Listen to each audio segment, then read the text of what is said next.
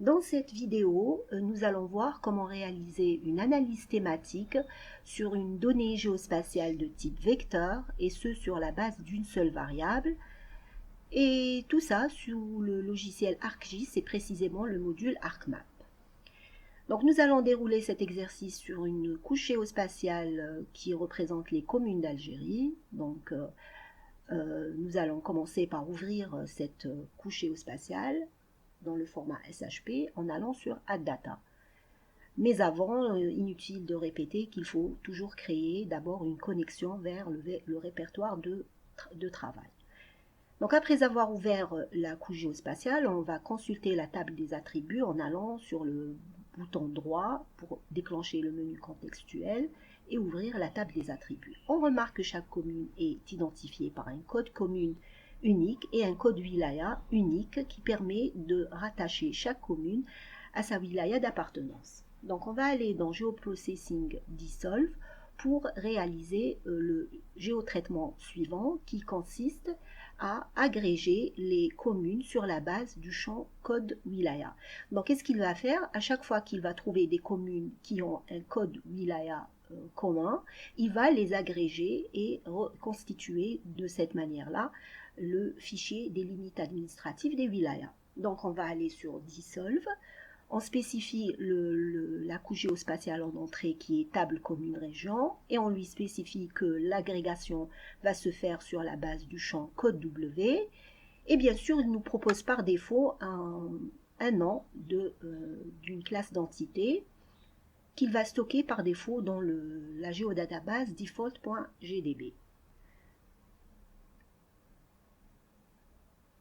Donc il faut savoir que ce géotraitement va nous permettre de générer une couche géospatiale qui va représenter les wilayas d'Algérie, mais aussi il est possible d'effectuer des statistiques en même temps. Donc il peut agréger et en même temps compter combien y a-t-il de communes dans une wilaya. Il peut sommer, il peut calculer des moyennes, il peut calculer la valeur max, la valeur min d'une variable. Donc il y a beaucoup de choses très intéressantes qui peuvent être faites en même temps que le dissolve. Nous, on ne va pas le faire dans cet exercice-là. On va juste agréger les communes sur la base du champ code wilaya. Donc il va agréger toutes les communes de la wilaya d'Alger et générer une entité wilaya d'Alger qu'il va stocker dans un fichier output. Donc là, je suis juste en train de refaire.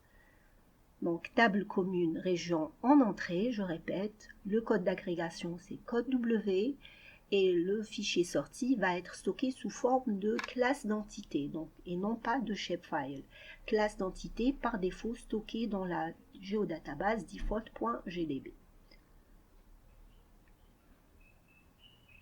Voilà le résultat. Donc nous avons obtenu le fichier géospatial ou la couche géospatiale qui représente les wilayas d'Algérie.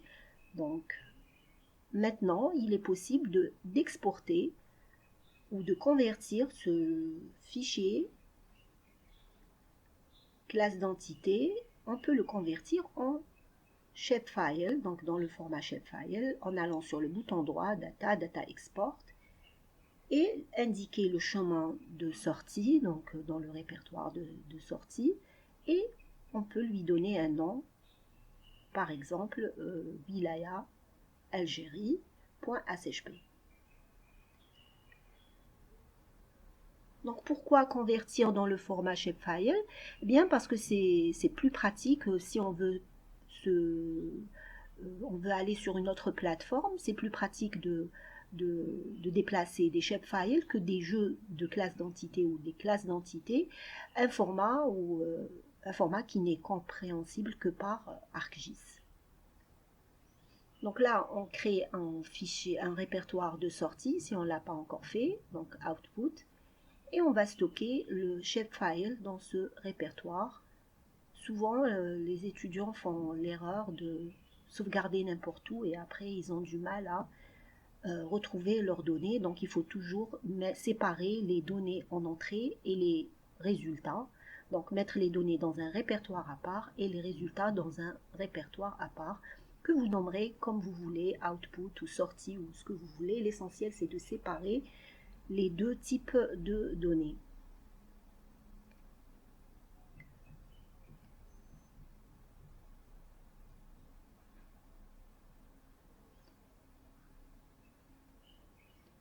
Donc voilà, on refait l'opération.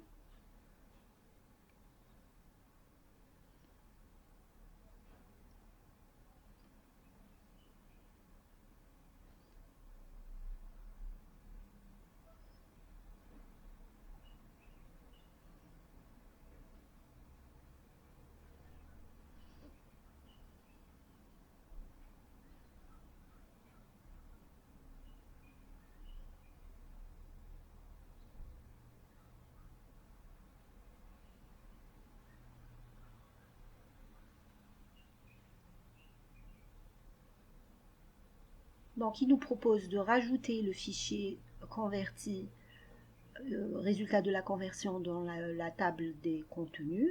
On va dire oui. Et voilà le fichier qui s'est rajouté. Donc on peut supprimer de la table des contenus le fichier dataset. Donc on n'aura plus besoin de l'utiliser. Donc on peut l'effacer pour aérer la table des contenus. Et aussi on peut se passer aussi du fichier des communes, on n'aura pas besoin de l'utiliser. Donc tout ce qu'on est en train de faire maintenant, c'est une préparation des données à l'analyse thématique.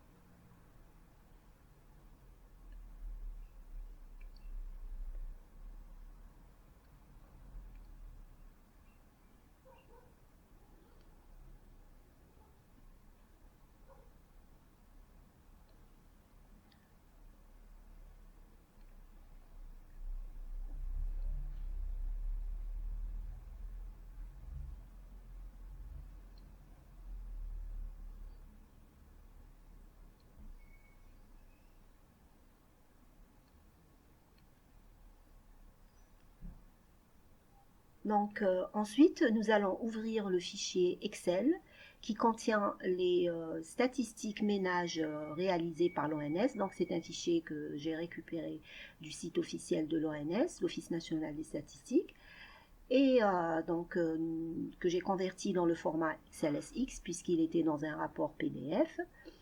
Donc voici le contenu du fichier. Donc vous avez les codes de toutes les wilayas d'Algérie, le nom des wilayas, et aussi vous avez les naissances, le nombre de naissances de nouveau-nés garçons, le nombre des nouveau-nés filles, et le nombre des morts-nés garçons et le nombre des morts-nés filles pour l'année, je ne sais pas, 2021, je ne me rappelle plus, et aussi le nombre de mariages. Donc nous allons faire notre analyse statistique sur le champ mariage.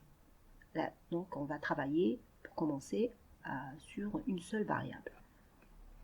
Donc pour cela, on va convertir ce fichier-là dans le format CSV, donc comma separated value, je pense, qui est le format ASCII ou texte d'Excel, et c'est aussi le format d'échange. Et aussi c'est un format qui peut être lu par ArcGIS, contrairement au format XLSX, qui est le format propriétaire d'Excel, et qui n'est pas lisible par ArcGIS, du moins dans cette version-là. Donc l'opération à faire, c'est d'ouvrir le fichier Excel et de l'enregistrer sous le format CSV. Donc après, on va sous ArcMap, Add Data, et on rajoute la table. Donc maintenant qu'on l'a rajouté sous ArcGIS, il est considéré comme une table non spatiale. Donc dans ArcGIS, sachez qu'on peut manipuler des tables spatiales qui ont la composante graphique et la composante attributaire. Et aussi, nous pouvons manipuler des tables non spatiales qui n'ont pas de composantes graphiques, mais qui ont un code un code unique qui permet de les relier à une donnée géospatiale, par exemple ici les wilayas. Donc s'ils n'ont pas de code de liaison avec une entité géospatiale, il n'y a aucun intérêt de les ouvrir sous ArcMap ou de les utiliser dans l'analyse.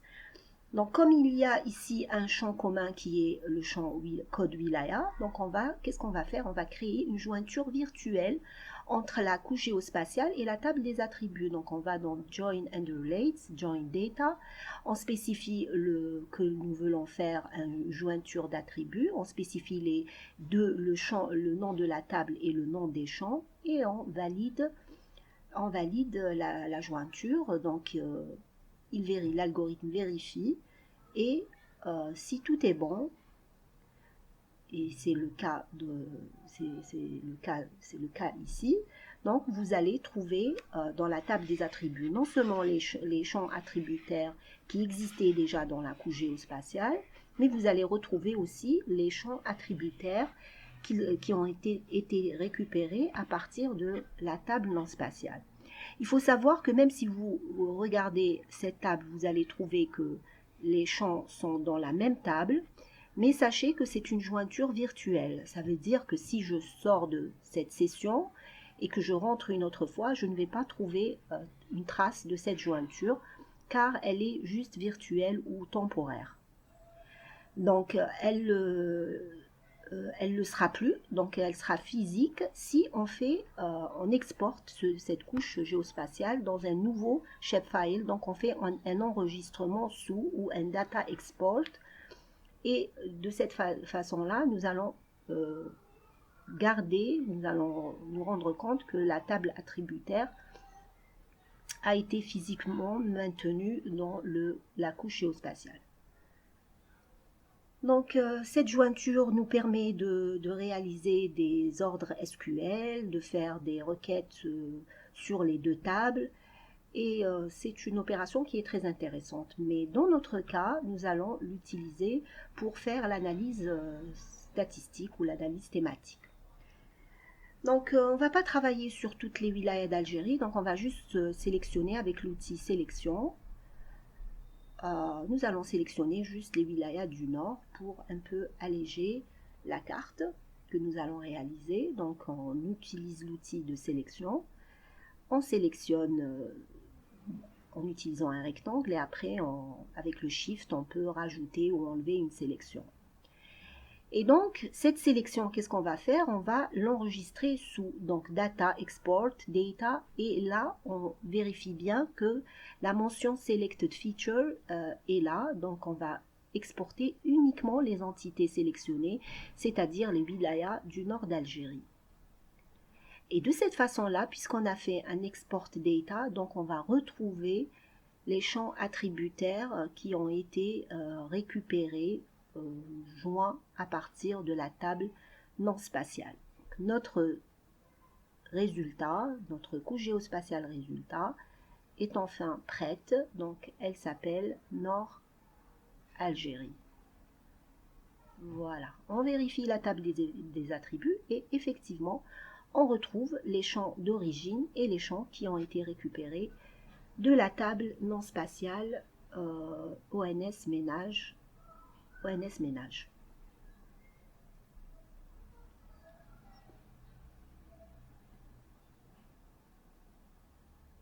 Donc voilà ce que nous voulons réaliser. Nous voulons réaliser une carte de ce type-là avec tous les éléments graphiques. Donc l'analyse thématique. Donc on a commencé par préparer les données à l'analyse thématique. Ensuite on va maintenant réaliser l'analyse thématique, et ensuite nous allons réaliser l'habillage cartographique ou la mise en page cartographique. Donc rappelez-vous, 3 étapes sont essentielles à la production d'une carte: la préparation des données, l'analyse thématique des données, et ensuite la réalisation de la mise en page cartographique. Donc pour cela, nous allons sélectionner la couche géospatiale sur laquelle nous allons travailler, bouton droit propriété, Et ensuite, on va dans symbologie. Là, on a différents outils de réalisation de l'analyse thématique. Nous allons choisir Quantities ici et Graduated Colors. Donc, on va jouer sur la variable nombre de mariages et nous allons attribuer, nous allons réaliser une classification. Attention à ne pas confondre avec la classification des images satellitaires. Ici, on parle de segmentation, seuillage, reclassification. C'est le terme qui est utilisé dans ArcGIS. Donc, on va reclassifier et on va travailler sur la variable. D'abord, il faut spécifier. Donc, on a choisi Quantities, Graduated Colors, et maintenant, il faut spécifier le champ attributaire sur lequel va se faire l'analyse. C'est le champ mariage. Et ici, bien sûr, il nous a proposé par défaut Natural Bricks, donc une classification. En fait, il génère l'histogramme des fréquences et il détecte les classes naturellement par bloc ou par module. Et il propose une classification. Donc, on a considéré cette classification par défaut. On aurait pu la changer. Sachez qu'il y a plusieurs méthodes de reclassification par natural breaks, par intervalles égaux, etc. Donc, vous allez dans Classify pour choisir la méthode de classification que vous voulez.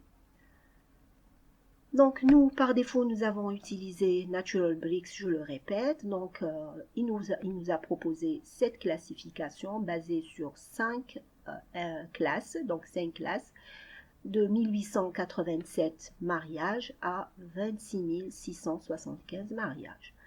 Donc, OK, nous avons retenu cette analyse. Maintenant, on va passer du mode Data View au mode Layout View. Data View, c'est tout ce qui est en relation avec la matière première, la donnée.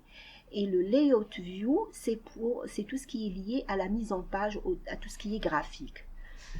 Donc, on sélectionne le cadre.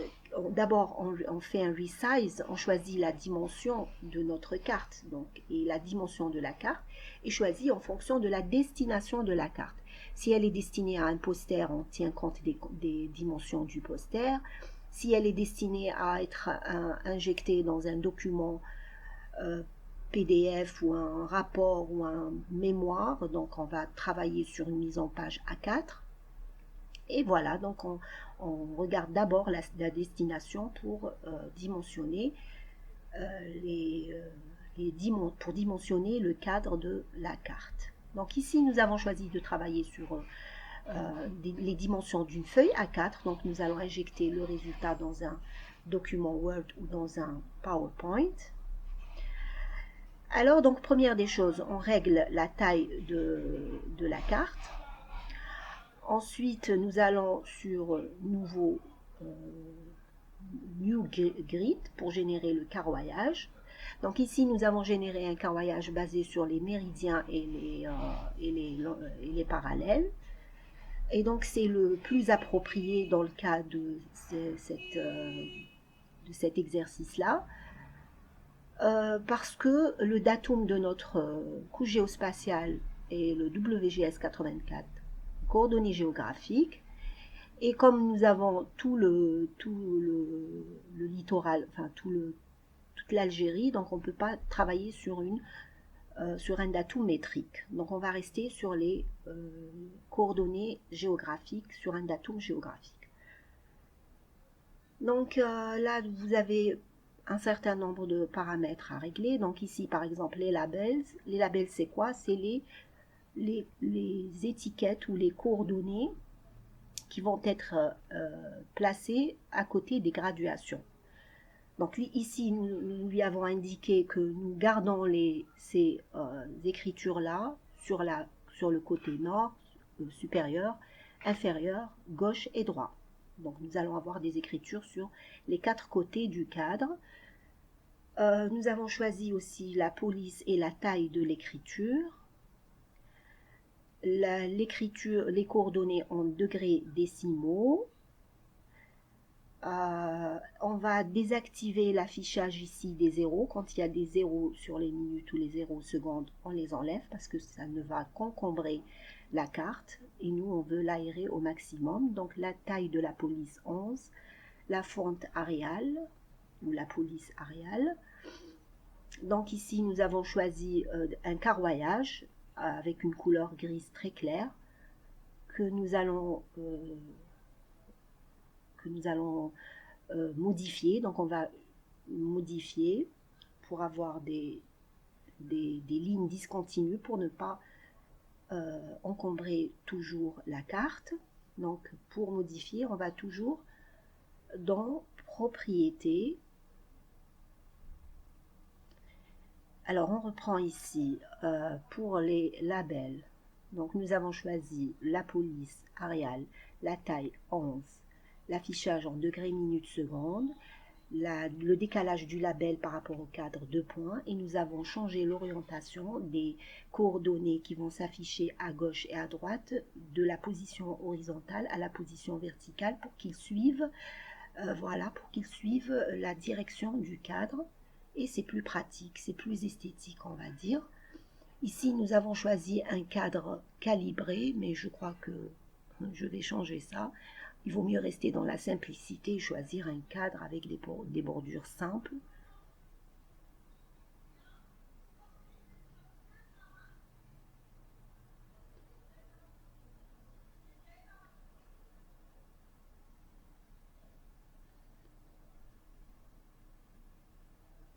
Donc là, je vais changer encore une fois le label offset qui est le décalage entre les écritures des coordonnées et le cadre de la carte. Donc de 2, je vais modifier, j'ai mis 3. L'intervalle, c'est-à-dire le nombre de parallèles et de méridiens, ou bien l'intervalle tous les combien. Donc ici, on lui demande de générer un axe X tous les 3 degrés et un axe Y de le subdiviser tous les 3 degrés. Donc 3 degrés en longitude et 3 degrés en latitude.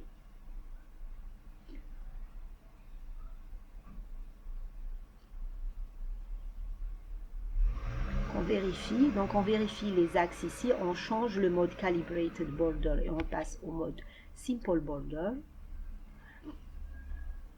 Donc pas de subdivision, donc on garde uniquement les divisions majeures. Donc les graduations majeures, on ne met pas de subdivision.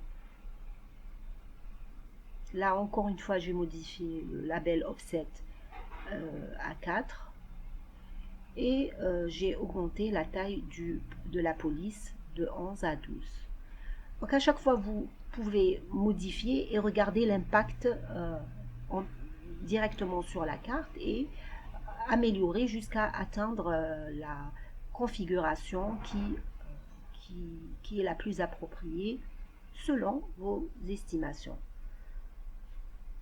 Donc, autre chose, donc vous avez l'outil zoom, des zooms, full extent et pan que vous voyez là tout à fait dans le coin supérieur gauche. Ces outils-là, on les utilise lorsqu'on veut zoomer, dézoomer ou faire des pans sur les données, sur la donnée géospatiale. Par contre, si on veut manipuler, on veut zoomer sur la carte ou les éléments graphiques de la carte, on utilise les outils de zoom et de dézoom que vous pouvez constater dans la partie supérieure droite. Voilà, supérieure droite. Là, on veut agir sur la donnée, donc on prend la main qui représente le pan et on déplace les données grâce à cet outil-là.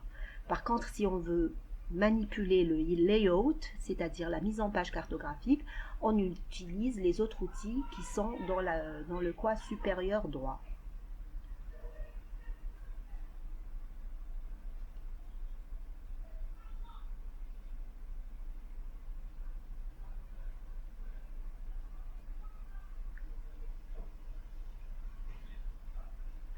Voilà, donc nous avons... Donc ici, vous pouvez aussi figer, vous allez voir tout à l'heure, vous pouvez figer l'échelle pour ne pas avoir à la à la modifier à chaque fois. Si vous arrivez à une échelle qui est convenable, vous pouvez la fixer pour ne pas avoir à la déplacer ou la modifier par erreur. Donc ici, nous allons commencer par l'élément graphique le plus, on va dire, le plus important, le titre. Donc on va sur Insert Title, on obtient cette boîte de dialogue. Donc on met dans le texte, il vaut mieux écrire le titre en majuscule. Après, chacun fait comme il veut. Donc je rappelle que l'habillage cartographique a un aspect technique qu'il faut respecter, bien sûr, mais il y a certaines règles artistiques qui permettent de donner un rendu, un bon rendu à la carte. Donc ici, j'ai mis le titre, donc nombre de mariages par wilaya en 2021, ou bien état des mariages par wilaya, entre parenthèses l'année 2021. En fait, en réalité, je ne sais pas si c'est l'année 2021, vous avez compris, c'est juste pour l'exercice. Hein. Donc on valide et on voit si c'est convenable. Si ça ne l'est pas, on peut augmenter la taille de la police, on peut changer de police, on peut changer l'emplacement, on peut faire tout ce qu'on veut.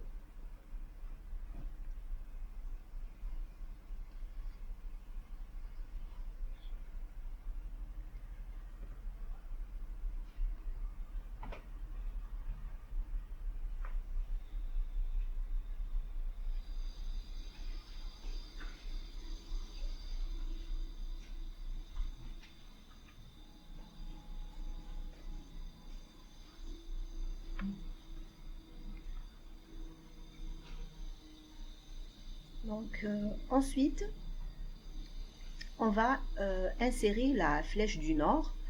Donc on choisit une flèche du nord, on peut faire dans la simplicité comme on peut. Bon, moi je vais utiliser cette flèche du nord, Esri, bien sûr le nord géographique, Esri Nord 8. Donc la taille, il me semble que 48 c'est trop petit, donc je vais augmenter jusqu'à 70.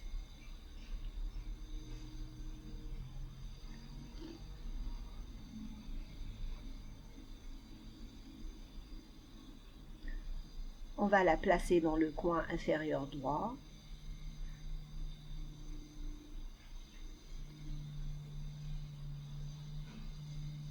Ensuite, nous allons insérer la légende. Ah, la légende, c'est très important. Donc, laisser la carte comme ça, sans légende. Ça sera vraiment une carte muette. Donc, on va dans Légende Wizard. Donc, on va rajouter la couche sur laquelle s'est faite l'analyse thématique. Et voilà ce que nous avons obtenu. Donc elle est déjà bien faite, donc il faut juste régler le titre, l'entête de la légende, donc je pense que je vais l'enlever. Donc on va déplacer légèrement la carte pour qu'il n'y ait pas de recouvrement entre la légende et la donnée. Donc on sélectionne l'entité légende ou bien l'élément graphique légende et on va dans propriété bouton droit. On va dans propriété pour régler certains paramètres d'affichage. Donc tout d'abord, le titre, on va enlever légende et on va le remplacer par mariage, le titre de la légende.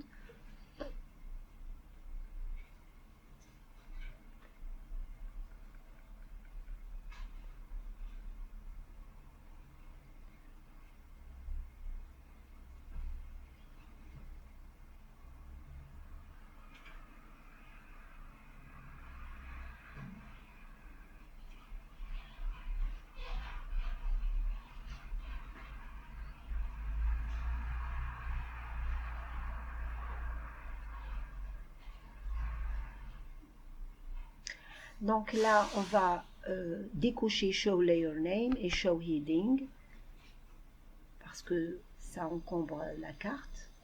Et on va laisser juste l'intitulé mariage. Donc vous pouvez regarder toutes ces caractéristiques-là. Pour le moment, on ne change pas, on voit le résultat. Et si on voit quelque chose qui ne nous convient pas, on peut toujours revenir sur les propriétés et modifier. Donc voilà, la légende, pour la légende, c'est OK. Donc qu'est-ce qui nous reste encore?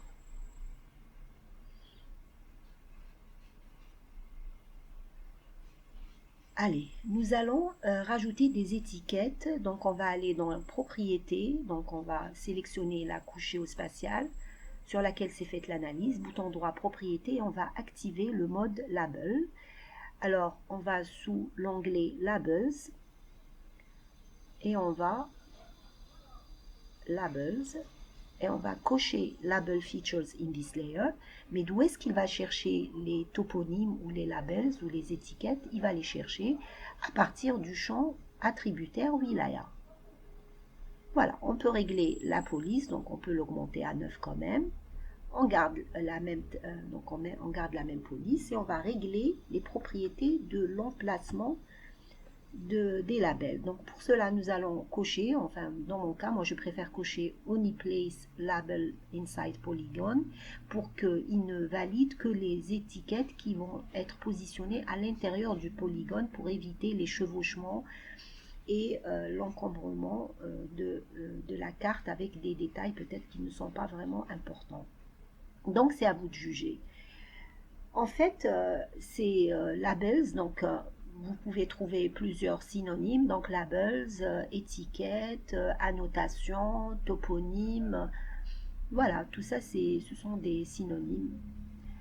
Vous avez la possibilité de les placer manuellement sur la carte, comme vous pouvez les récupérer automatiquement à partir d'un champ attributaire. Là, nous avons fixé l'échelle pour ne pas, pour qu'on soit sûr qu'elle ne va pas être modifiée. Pourquoi? Parce que quand on fixe l'échelle, les fonctionnalités du zoom avant et du zoom arrière et du full extend sont désactivées. Donc, même si on appuie dessus par erreur, rien ne va changer.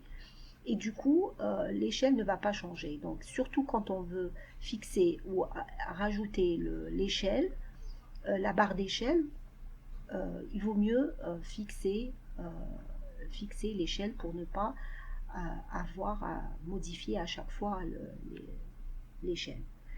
Donc ici j'ai rajouté une couleur de fond à la carte, j'ai choisi le bleu puisqu'on a la mer Méditerranée au nord de l'Algérie. Et quoi d'autre? Donc là ça pose problème parce qu'on a l'impression que ces wilayas flottent au milieu de l'océan. Donc on va rajouter les limites continentales pour rester un peu dans le réel. Donc je vais rajouter la table des limites administratives du monde. Voilà, World Administrative Boundaries, j'ai trouvé ça sur internet également. Voilà, donc là c'est plus réel, donc on a la mer Méditerranée, on a les limites des pays de l'Afrique du Nord et un peu de l'Europe du Sud qui apparaissent sur la carte. Et maintenant on va les superposer, donc on va mettre les limites mondiales au fond, on va superposer dessus les limites des wilayas d'Algérie et au dernier plan nous allons mettre la couche qui contient l'analyse thématique. Donc on va régler tout ça. Bien sûr on va jouer sur le outline color, les couleurs des bordures de polygones. Donc on peut jouer sur la couleur de la bordure, le type de trait et l'épaisseur du trait. Donc on peut faire ça, on peut jouer également, quand c'est un polygone, on peut jouer sur la couleur de fond. Donc ici je préfère mettre un gris clair pour tout ce qui est continent et la couleur bleu clair pour représenter la mer Méditerranée. Donc on va faire tous ces réglages et ensuite on va rajouter la barre d'échelle et on va valider et enregistrer cette mise en page cartographique. Donc bien sûr dans le Table of Contents vous pouvez déplacer pour indiquer la priorité dans l'affichage, vous pouvez glisser au-dessus ou au-dessous les couches géospatiales pour indiquer l'ordre d'apparition dans l'espace graphique, dans le layout. Donc on va sur légende et on enlève Wilaya Algérie et World Administrative Boundaries, puisque ce sont des couches que l'on peut connaître sans avoir recours à la légende. Donc on va juste encombrer encore une fois la légende, donc on va les enlever.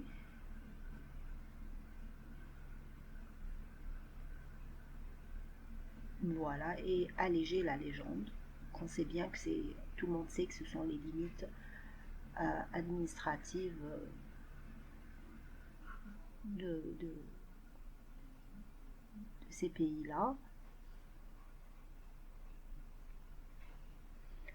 Donc je rajoute la barre d'échelle, on peut rajouter la barre d'échelle textuelle ou sous forme d'une barre d'échelle. Vous avez plusieurs options.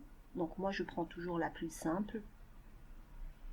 La barre d'échelle la plus simple, je change juste l'unité. Je mets kilomètres ou mètres à la place de miles.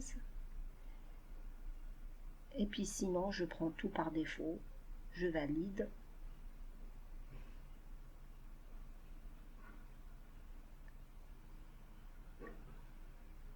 Appliquer, OK.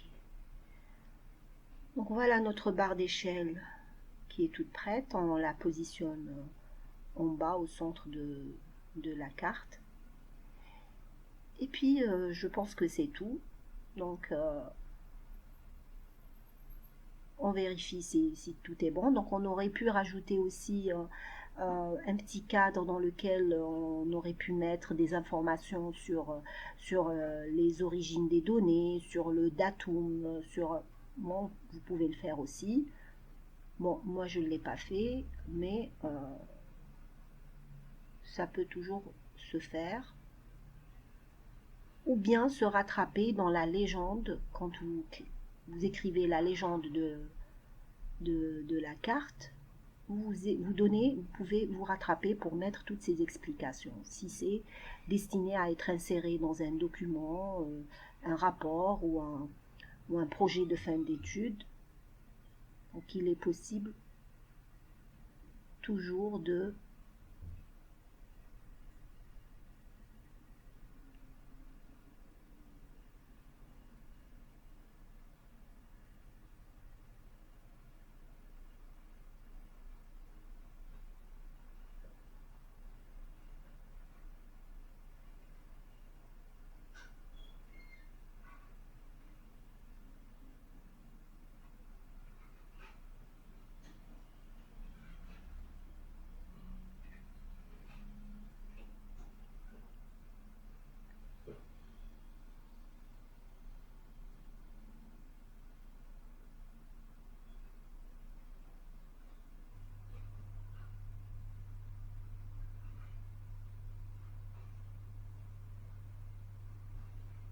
Donc on va enregistrer la carte sous forme de projet MXD. Donc on va aller sur File, Save.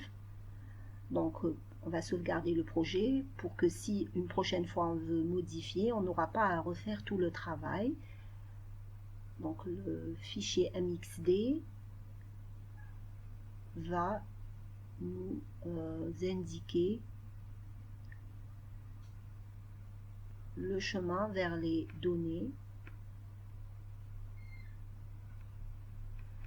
Et au final, on va exporter File, Export Map, on va exporter la mise en page cartographique dans le format PNG